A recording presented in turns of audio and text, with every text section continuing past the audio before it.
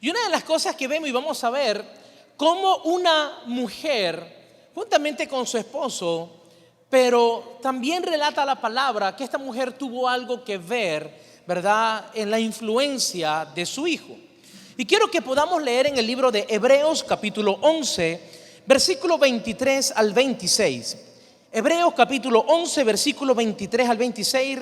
Estamos leyendo la versión Reina Valera, la cual dice así, dice: por la fe, diga conmigo, por la fe. Por la fe Moisés. Entonces, ¿de quién vamos a hablar? De Moisés. Dice: por la fe Moisés, cuando nació, fue escondido por sus padres. ¿Por cuánto tiempo? Por 3 meses. Porque lo vieron niño hermoso, así como usted. Y dice: porque lo vieron niño hermoso y no temieron al decreto del rey. Por la fe Moisés, hecho ya grande, rehusó llamarse hijo de la hija del faraón, escogiendo antes ser maltratado con el pueblo de Dios que gozar de los deleites temporales del pecado, teniendo por mayores riquezas el vituperio de Cristo que los tesoros de los egipcios, porque tenía puesta la mirada en el galardón. Diga conmigo: por la fe. Ahora, lo que estamos viendo acá es que por la fe, cuando nació, fue escondido. ¿Por quién? Por sus padres. Entonces la pregunta que debemos hacernos hoy es: ¿de quién era la fe? Era de los padres. Porque Moisés era un bebé, era un recién nacido. Ahora bien, lo que estamos viendo acá es que la fe de Moisés fue una influencia que vino directamente ¿de quiénes? De sus padres. Porque por la fe él fue escondido. La fe de sus padres fue tan fuerte que la transmitieron a Moisés. La pregunta que quiero hacerte entonces el día de hoy es: ¿qué estás transmitiendo tú hoy a tus hijos? ¿Estás transmitiendo tu fe? ¿Qué es fe? Fe es creer. La pregunta entonces: ¿en qué crees? ¿En qué estás creyendo? ¿Por qué? Porque lo que tú creas es lo que vas a transmitir a los que viven bajo tu techo. Si tú crees que la cosa está mala, si tú crees, ¿verdad?, de que estás pasando por lo peor y estás viendo que todo está siendo negativo, entonces si tú crees en eso, tus hijos el día de mañana también van a hablar de lo negativo que está todo, de lo feo que está todo, de lo duro que está todo. ¿Por qué? Porque si tú eres un hombre y una mujer de fe, los primeros que tienen que ser bajo tu influencia en la fe son tus hijos. Amén. Ahora bien, en el libro de Éxodo capítulo 1, todo el capítulo 1 del libro de Éxodo, ahí se nos habla sobre la realidad que estaba pasando en Egipto en ese momento. Y quiero que podamos leer, ¿verdad?, Éxodo capítulo 1, versículos del 6 al 12, para tener un panorama de lo que estaba pasando. Recuerden muy bien que José, hijo de Jacob, ¿verdad?, él fue y estuvo por mucho tiempo, por muchos años. Él estuvo ¿en dónde? Estuvo en Egipto. Escuche bien esto. Llega José, el soñador, ese mismo que habían vendido sus hermanos, ¿sí se acuerdan? Ese José llega a Egipto, lo conoce el faraón. Sabemos todo el proceso de José. No voy a hablar de José, simplemente para saber de quién estamos hablando. Y una vez que él está ahí, le dice: faraón, disculpe, pero hay 7 años donde va a haber una gran escasez. Todos los que están alrededor no van a tener comida, así que vamos a comenzar a almacenar. Llega el tiempo de la hambruna y el pueblo de Israel tiene que moverse porque no tenía que comer. Ahí es cuando ellos llegan a Egipto. Pero fue tanto lo que a ellos les gustó Egipto que se quedaron ahí. Mientras estuvo José, el pueblo estaba tranquilo. Muere José y el pueblo se quedó en Egipto. Pero pasó algo: muere José, murió el faraón, llega un nuevo faraón, no había conocido a José y dijo: aquí tenemos que hacer algo con el pueblo de Israel. ¿Qué fue lo que pasó? Veamos entonces lo que dice el versículo 6. Dice: Y murió José y todos sus hermanos. De ahí es donde vienen las tribus, las 12 tribus de Israel. Y dice entonces, y toda aquella generación que entró con los hermanos de José, y cuando José era gobernador de Egipto, toda esa generación murió, pero nació una nueva generación estando en Egipto. Y dice entonces, y los hijos de Israel, ¿qué pasó con los hijos de Israel? Fructificaron, ¿y qué más? Y se multiplicaron. Dice que ellos fructificaron. Cuando hablan de fructificar, habla de sus bienes, habla de las tierras, habla de los ganados. Y cuando dice de multiplicar, habla de qué? De sus herederos, es decir, de sus genes, de sus generaciones. Comenzaron a tener hijos. Entonces comenzaron a fructificar en el trabajo que hacían, pero también comenzaron a multiplicarse en cuanto a los hijos, en cuanto a la parte poblacional. Amén. Y dice entonces, y se multiplicaron y fueron aumentados y fortalecidos en extremo. Me gusta cuando la palabra da estos detalles, ¿verdad? No, y fueron fortalecidos, no. Y dice, y fueron fortalecidos en extremo. A tal punto que dice entonces, y se llenó de ellos la tierra. Entre tanto se levantó sobre Egipto un nuevo rey que no conocía a José y dijo a su pueblo, ¿a quién? A los egipcios. Este nuevo rey, este nuevo faraón le dijo a su pueblo, a los egipcios, vea lo que le dijo: he aquí, el pueblo de los hijos de Israel es mayor y más fuerte que nosotros. Ahora pues, seamos sabios para con él. ¿Para quién? Para con el pueblo, para que no se multiplique y acontezca que viniendo guerra, él también se una a nuestros enemigos y pelee contra nosotros. ¿Quiénes? El pueblo de Israel que vivía en las tierras egipcias. Y dice entonces, contra nosotros, y se vaya de la tierra. Entonces pusieron sobre ellos comisarios de tributos que los molestasen con sus cargas, y edificaron para Faraón las ciudades de almacenaje, Pitón y Ramesés. Pero cuánto, yo quiero que usted lea esto y que no se le olvide, porque esto es una promesa para nosotros, amada iglesia, los hijos de Dios, el pueblo escogido de Dios. Vea lo que dice entonces, dice: pero cuanto más los oprimían, tanto más se multiplicaban y crecían, de manera que los egipcios temían a los hijos de Israel. ¡Wow! Dice que mientras más que los oprimían, ellos más se multiplicaban. Diga conmigo, opresión. Cuando el enemigo te quiere venir a oprimir, cuando el sistema de Satanás, cuando el sistema del pecado, de la maldad, quiere venir a tu vida, ¿para qué? Para oprimirte, para cansarte, para estresarte, para hacerte abortar el plan que Dios ya tiene para ti.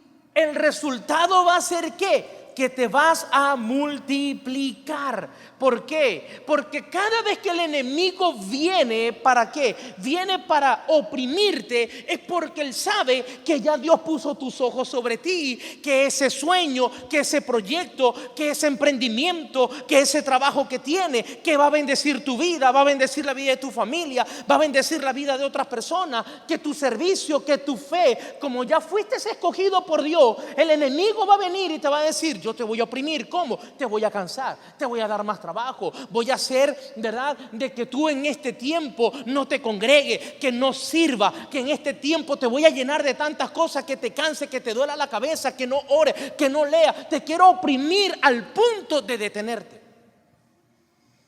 Pero lo que él no sabía en este tiempo, el rey, era que mientras más oprimía, ¿qué fue lo que le dijo el rey? Vamos a cansarlo a tal punto de que ellos, cuando lleguen a sus hogares, ya no tengan fuerza para nada y caigan dormidos. Lo que no sabían es que era mientras más carga le ponían, más trabajo le ponían, eran como que le daban más fuerza, porque cuando llegaban se multiplicaban. Estamos acá.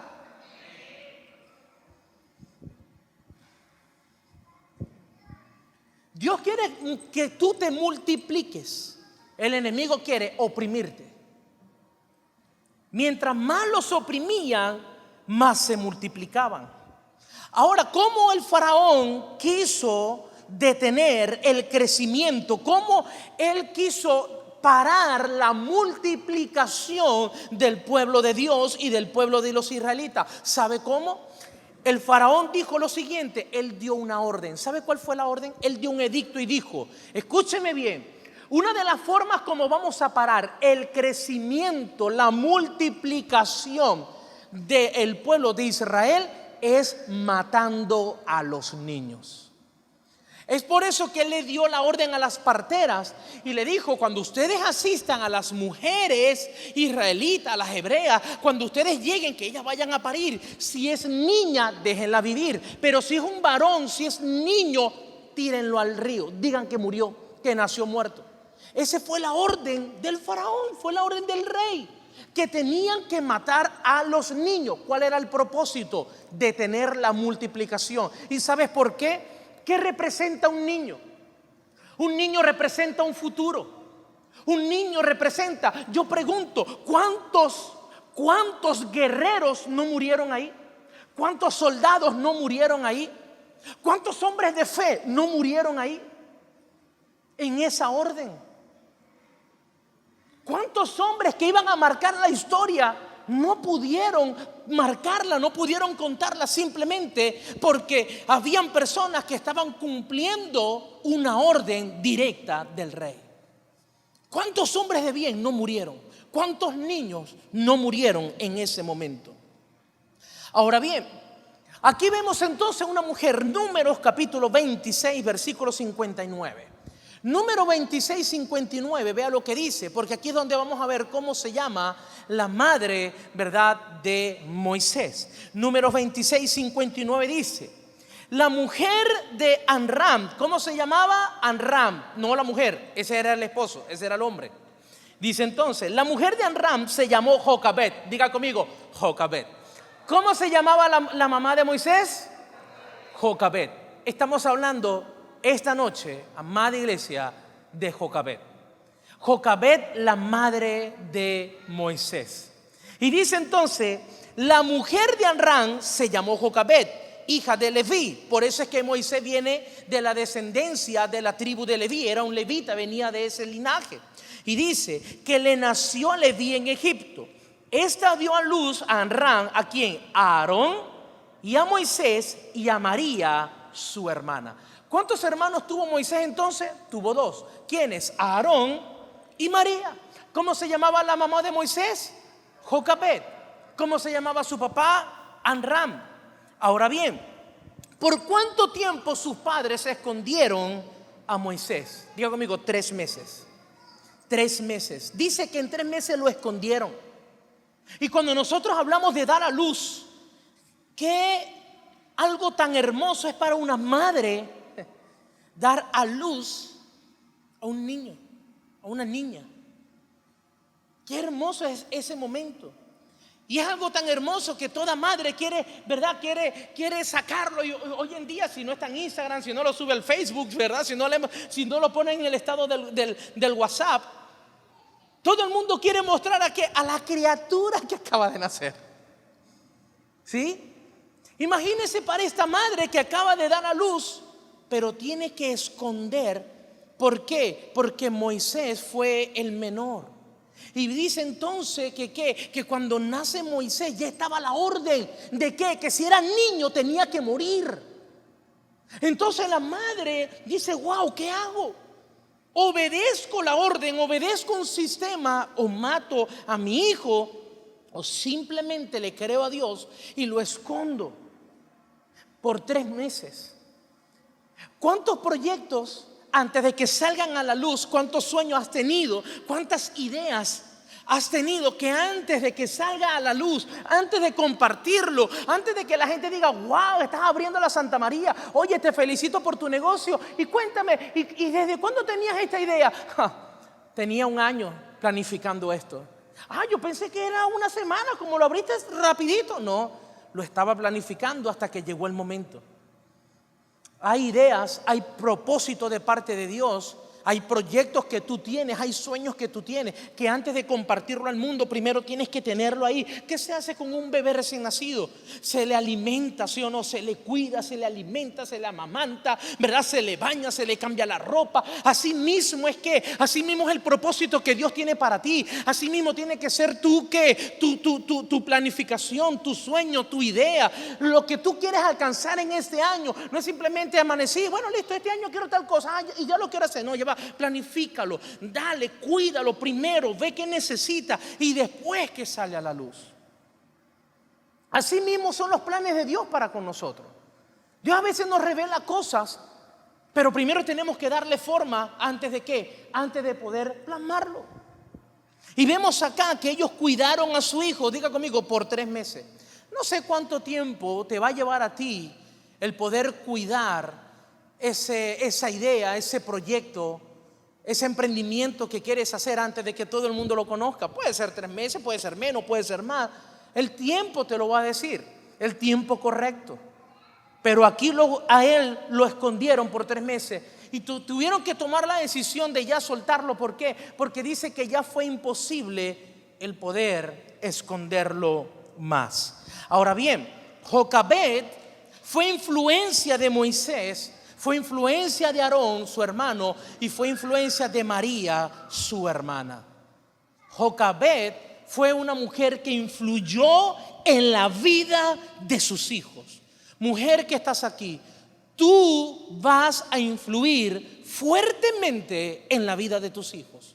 Hombre que estás aquí también, padres que están acá, tú también tienes un rol importante en la influencia con que van a crecer tus hijos.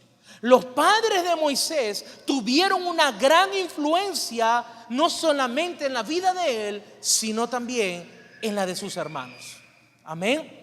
Ahora bien, vemos que cuando él nació, dice la palabra que sus padres vieron y dijeron: ay, es que es hermoso, ¿sí o no? Es hermoso. ¿Sabe lo que significa la palabra hermoso? Significa en el original, significa agraciado. Hermoso significa agraciado. Lo que quiere decir era que la gracia de Dios estaba sobre él. Él tenía una gracia en que encima, es decir, tenía una gracia en su vida. Él era un instrumento escogido por el Señor. Es por eso que cuando usted le dice a su hijo, usted le dice: hijo, tú eres un niño hermoso, no solamente físicamente, sino en qué, sino porque eres obediente. Siento y veo que hay una gracia especial en ti. Hay una gracia. Y si hay una gracia, vas a ser una persona llena de qué, llena de gracia. Lo que quiere decir es que la presencia de Dios está contigo y que tú has sido escogido para ser instrumento de Él. Diga conmigo: hermoso. Ahora cuando usted ve a su hijo, le va a decir: hijo, eres hermoso. Ay, gracias, mamá. No, sí, lo que significa es que la gracia de Dios está sobre ti.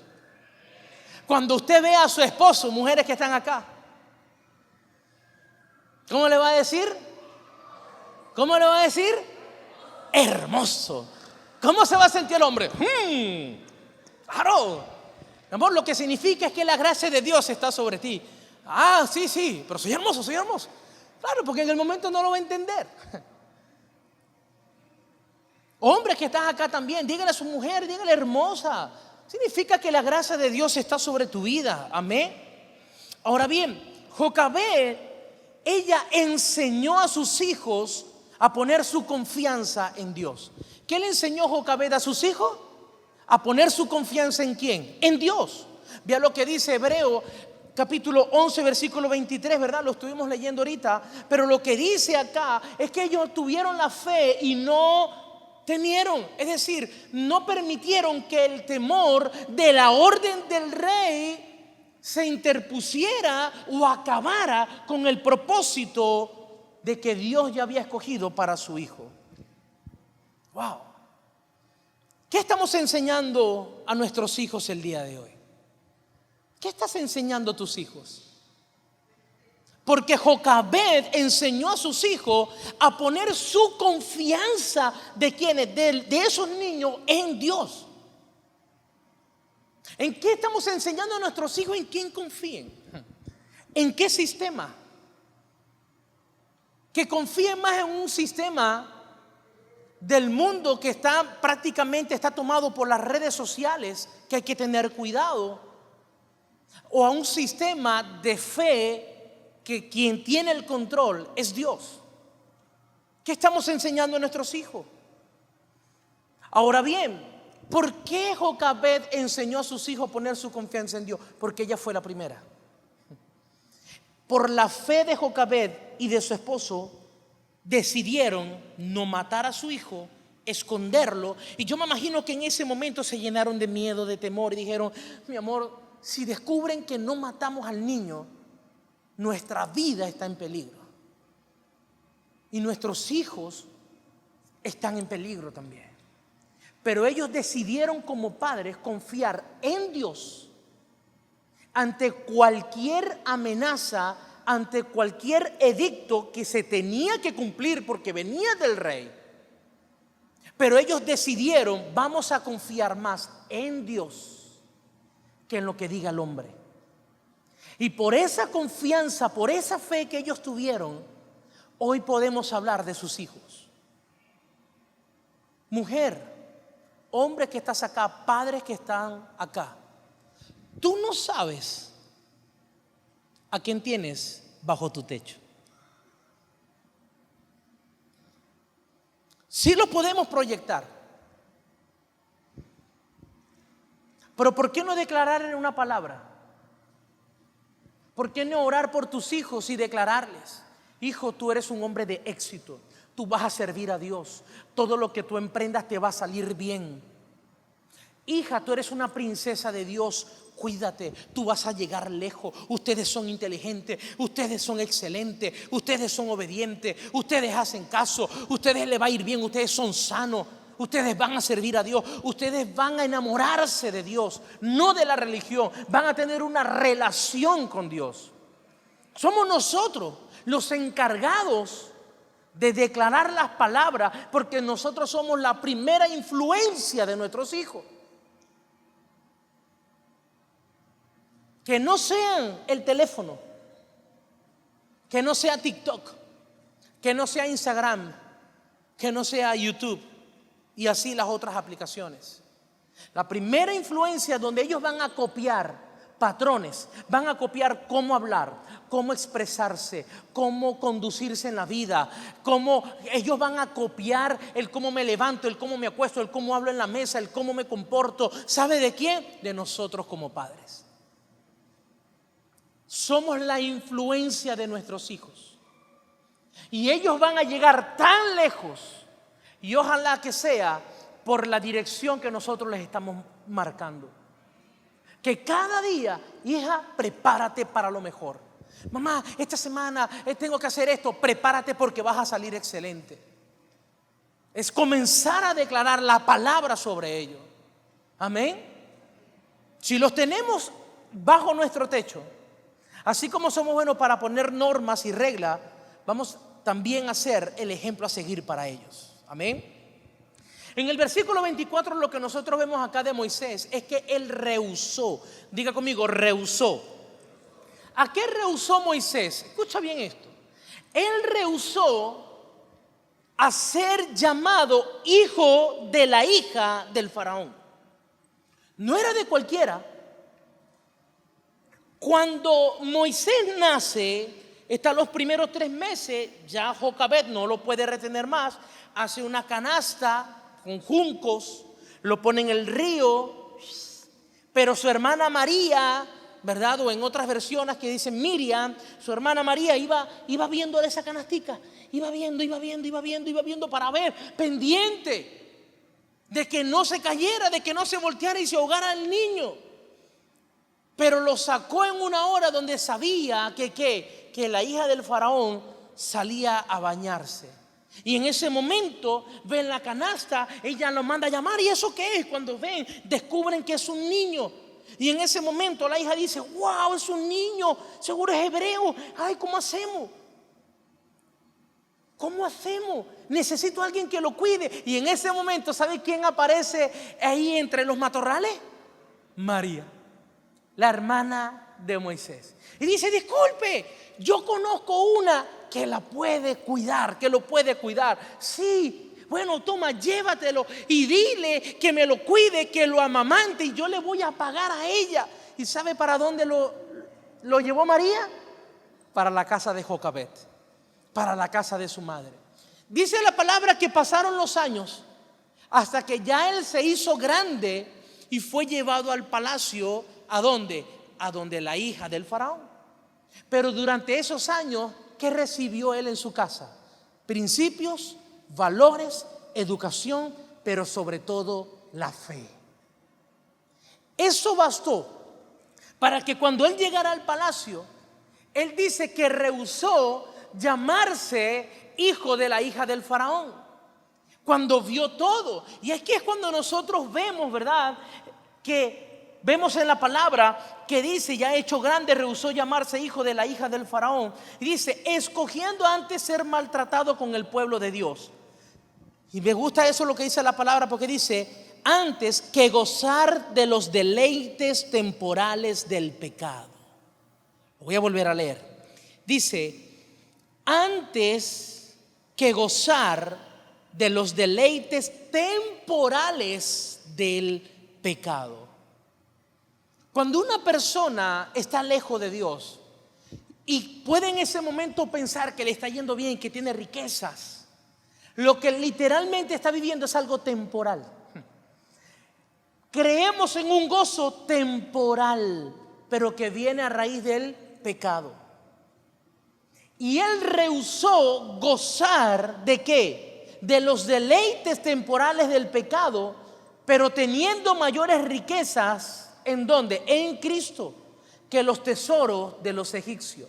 Lo que quiere decir es que en ese momento él rehusó los placeres del palacio. Escuche, ¿sabe lo que Moisés era tanta su fe, su enseñanza, la influencia de su madre en esos años de vida, que cuando llegó al palacio rehusó disfrutar del palacio, del nombre, de todo un reino? Y él dijo, no, yo rehúso a esto. ¿Por qué? Porque sé en quién creo y yo quiero servirle a mi Dios verdadero. Él rehusó disfrutar ¿de qué? De los deleites de un palacio que él sabía que eran dedicados a dioses paganos, a idolatría, que venía a través de ¿qué? A través de muerte. Y él dijo, yo quiero rehusar a esto. ¿Por qué? Por la fe que mi madre me enseñó. Cuando tus hijos crezcan y vayan al mundo y vean, ellos tienen que tomar decisiones. El mundo va a estar ahí para ellos y les va a abrir los brazos y les va a decir, ven acá que tengo riquezas para ti. Y vas a querer ¿qué? Vas a querer presentarles palacios, riquezas, poder, fama. Pero allá es donde se va a evidenciar la influencia de los padres que tienen en el hogar sobre sus hijos. Amén. Ahora, Jocabet también enseñó a sus hijos a tomar decisiones correctas. Diga conmigo, Jocabet enseñó a sus hijos a tomar decisiones correctas. Escucha esto, que no se te olvide. Mis convicciones se reflejan en mis decisiones. Mis convicciones se reflejan en mis decisiones. Lo que tú crees, en lo que tú estás convencido, ahí va a estar basado las decisiones que tú tomes. ¿Por qué? Porque la convicción es la seguridad que se tiene de alguna verdad o cosa. La convicción es estar seguro en lo que yo creo, es estar seguro en una verdad. Yo estoy convencido de lo que tú me estás diciendo. Yo estoy convencido de mi fe, pase lo que pase, digan lo que digan.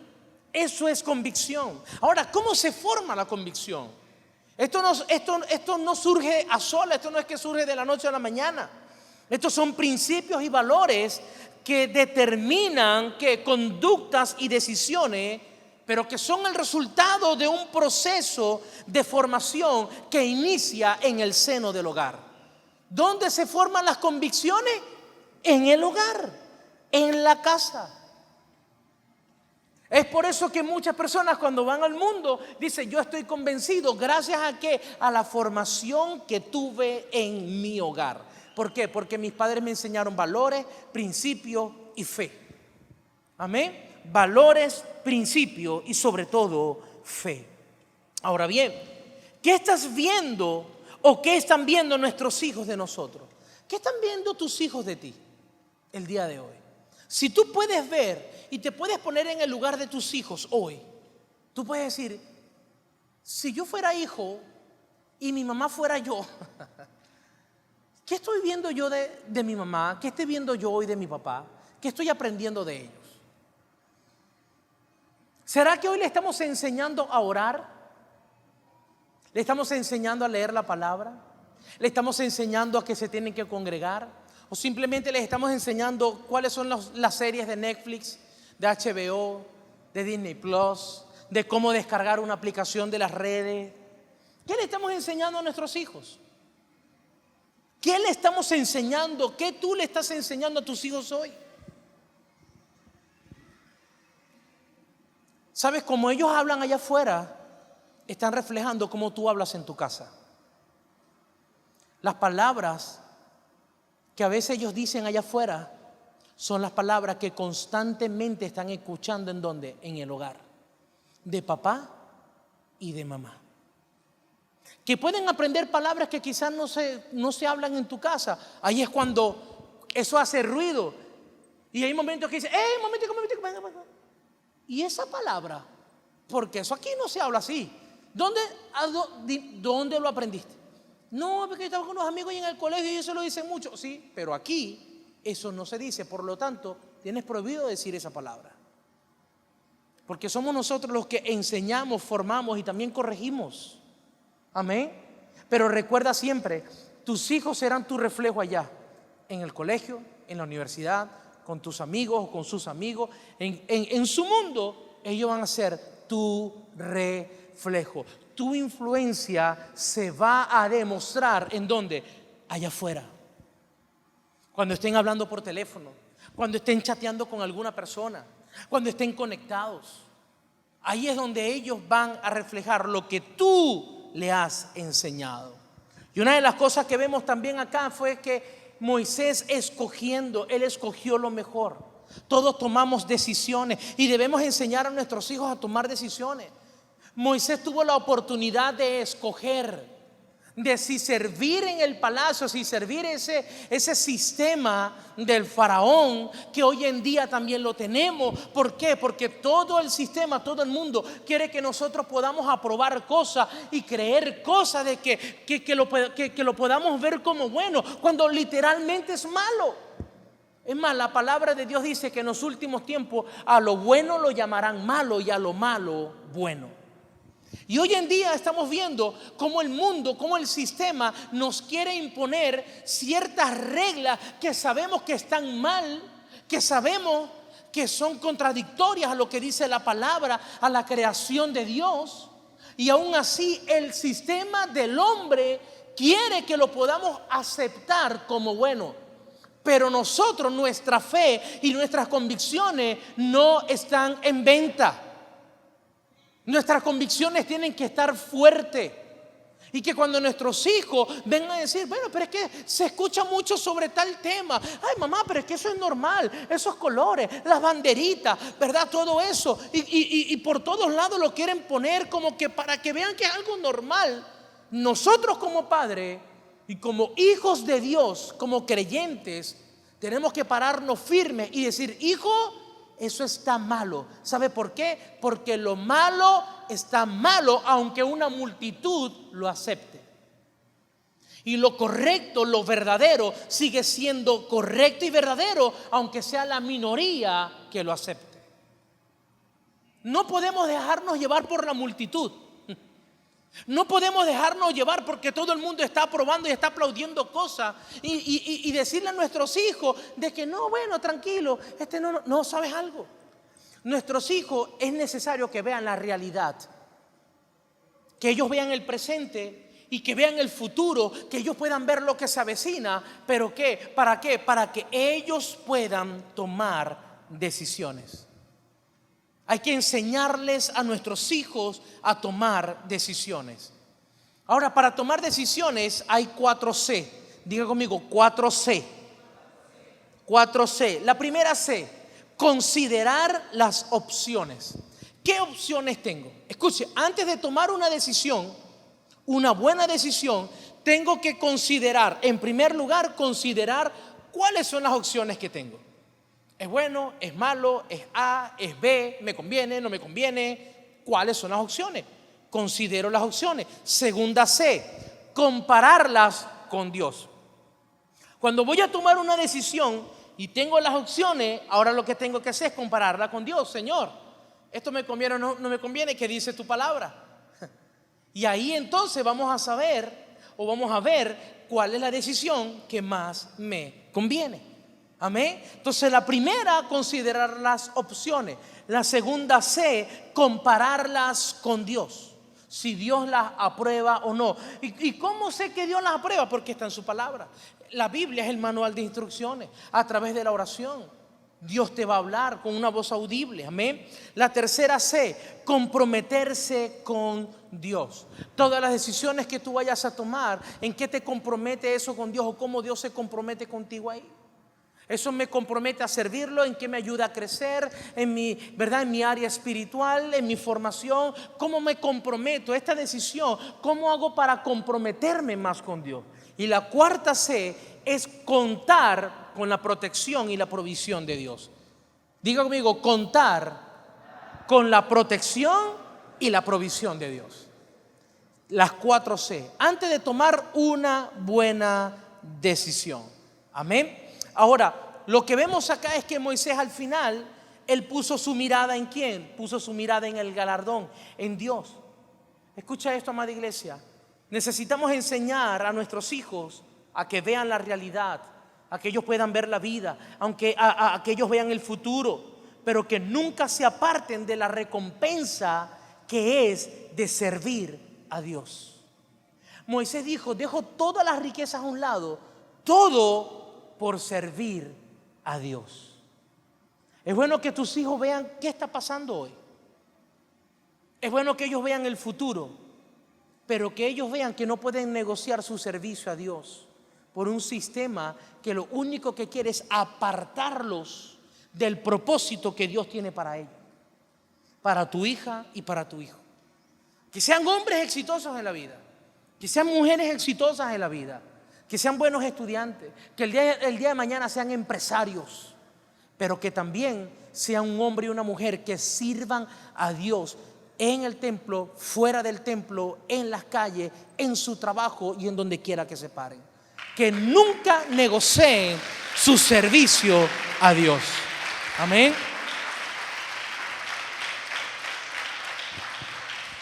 Y ya para terminar, vea lo que dice Miqueas capítulo 6, versículo 4.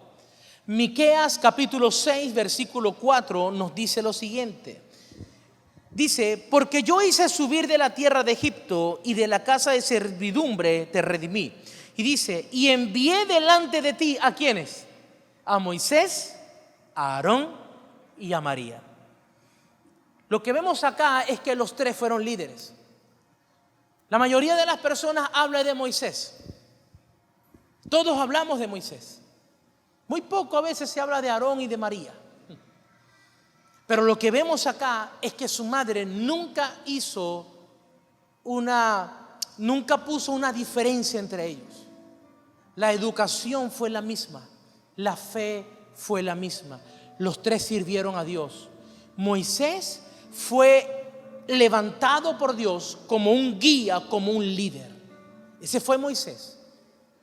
Pero Aarón, él fue un sacerdote y fue la voz de Moisés ante el pueblo. Por eso era que cuando Moisés estaba caminando, Aarón, su hermano, estaba ahí también. María estaba ahí. Moisés fue levantado como guía, como líder de todo un pueblo. Aarón, su hermano, fue levantado como sacerdote y era la voz de Moisés ante el pueblo. Pero María fue profetisa, fue músico, fue danzarina. Ella también le sirvió al Señor. Lo que quiere decir es que los tres sirvieron a Dios por la influencia de sus padres, por la influencia de una madre. que les dio principios, valores, pero le enseñó lo más importante de su vida, que fue la fe. Creer en un Dios, servir. Yo me pregunto, ¿qué se hablaría en la casa de Jocabed y de Amram? Que los tres decidieron servir a Dios, que ninguno de ellos se apartó de Dios. ¿Qué se hablaba? ¿Qué hablaban ellos como esposos? ¿Qué hablaba su madre cuando se sentaba a la mesa con sus hijos? ¿Qué oración les daba cuando los iba a acostar? ¿Qué cuento quizás no le echaba? Pero lo que sí vemos hoy fue el resultado. Hoy hablamos de Moisés, hoy hablamos de Aarón, de su hermana, pero ellos llegaron a ser líderes que marcaron la historia gracias a la fe, a los valores y a los principios que ellos recibieron en el hogar. Padres que están aquí hoy, si tú eres una madre que quizás hoy estás criando a tus hijos sola,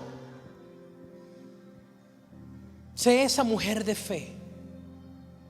Proyecta a tus hijos, no solamente para que sean exitosos en el mundo laboral, sino como hombres de Dios, como mujeres de Dios. Hay una gran responsabilidad en ti, mujer, que tus palabras sean tan dulces como la miel, que ellos puedan encontrar consuelo en tus palabras, en las conversaciones contigo. Hombre que estás aquí, hay una gran responsabilidad en ti que Dios hoy te está dando para que marques la vida de tus hijos, para que marques la vida de tus hijos. Padres, pónganse de acuerdo. ¿Qué vamos a enseñar? ¿Qué vamos a hablar? ¿Qué le vamos a hablar a nuestros hijos? ¿Cuál va a ser nuestra conducta delante de ellos y aún en mi casa y fuera de mi casa? ¿Sabes por qué? Porque tus hijos siempre serán el reflejo de los padres. Me gusta ver cómo todavía hay personas adultas que cuando hablan de sus padres dicen: porque es que mi mamá me enseñó, porque es que mi mamá me dijo, porque mi mamá me formó, porque mi papá me formó, porque mi papá, porque mi mamá. Yo, wow, qué bueno, qué bueno. Hay una gran responsabilidad hoy. Mujeres y hombres que estamos acá, somos influencia para nuestros hijos. Somos influencia. Más que el mundo, más que las redes, seamos nosotros. Amén. Hay una gran responsabilidad y desde el día en que asumimos ser padre, asumimos y pudimos decir: Señor, aquí estoy. Quiero dar lo mejor de mí. Quiero ser ese padre que mis hijos el día de mañana se sientan orgullosos. ¿Qué dice la gente? ¿Te compara a tus hijos contigo? Y si llegara ese momento de comparar, que sea para lo mejor.